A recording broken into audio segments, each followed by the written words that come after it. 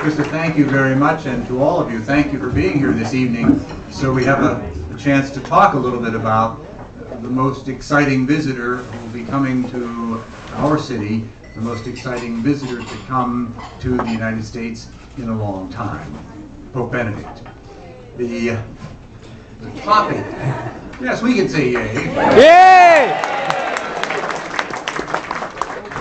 I've been asked, the question that I've been asked to reflect on with all of you is who is Pope Benedict?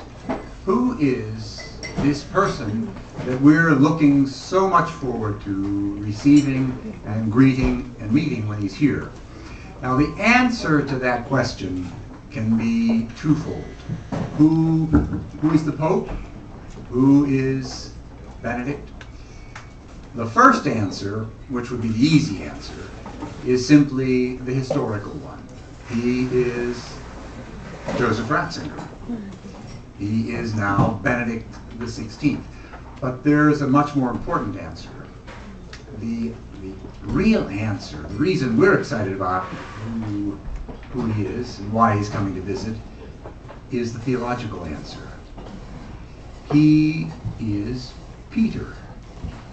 Benedict XVI is Peter today, the one who comes now to be with us and to do for us what Peter did in that early beginnings of the church. When we ask who is Peter, we have to look at two wonderful reflections that we're all very familiar with. One of them in Matthew's Gospel. You remember when Jesus says to Peter, Peter, who do people say I am?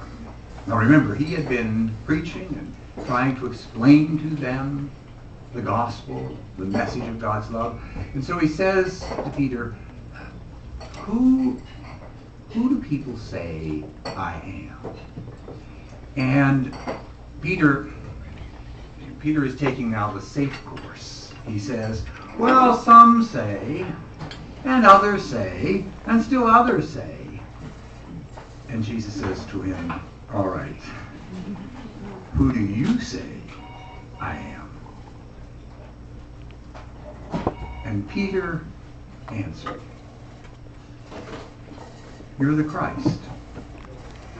I have come to believe that you are the one sent by God. That was the great act of faith he made. And what did Jesus say in return? He said, Peter, you didn't get this on your own. God gave that to you. And you're Peter, and on this rock I'm going to build my church. I'm going to found my church upon you. And then there's a second section of the Gospels we're very familiar with. This is after the resurrection of Jesus. After his death and his resurrection, now Jesus meets Peter again. This is in John's Gospel. And now he isn't asking him about his faith. He's asking him about his love. It's one thing to be able to believe. It's another thing to put that faith into action. And he says to him, Peter, do you love me? Do you love me? And Peter says, yes, I love you. And Jesus says, Peter, do you love me more than these? And Peter said, Lord, you know everything. You know that I love you. And Jesus says to him, then feed my sheep. I'm going to found my church on you, and that's what I want you to do with your life.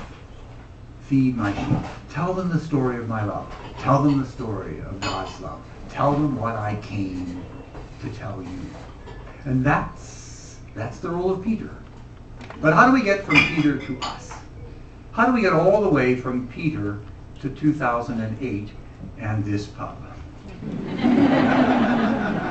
How is it that you and I, we could stand here and I can say these words to you and you recognize them. You know them. You're Peter, and on this rock I will build my church. Feed my sheep. You know those words. How is it that we got all that way from 2,000 years ago to Connecticut Avenue? Not all that long ago, I was on